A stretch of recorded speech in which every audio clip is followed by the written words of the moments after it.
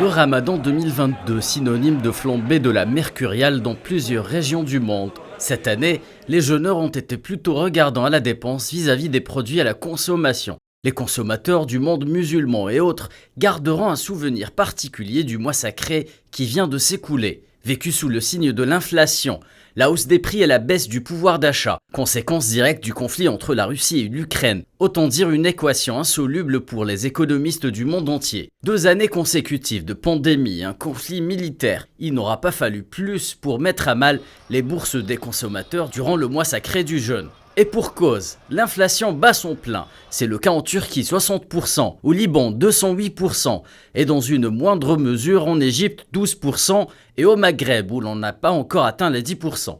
Dans son rapport sur les perspectives économiques arabes publié le 19 avril dernier, le Fonds monétaire arabe FMA alertait un peu tardivement sur une hausse de l'inflation et les augmentations sur les prix des matières premières agricoles, perturbation de la chaîne d'approvisionnement, restrictions sur les exportations de céréales ou encore explosion des prix du fret maritime. La pitance du Ramadan aura pesé lourd sur le budget des ménages. Hormis les produits alimentaires, la hausse des prix a également touché le secteur de l'habillement, victime de la baisse des importations dans de nombreux pays fêtant la Eid al-Fitr. La frénésie habituelle des achats de nouveaux vêtements n'est qu'un lointain souvenir. Selon le FMA, le taux d'inflation moyen se situera à environ 7,5% en 2022 dans les pays arabes, alors qu'il n'était que de 5,7% en 2021.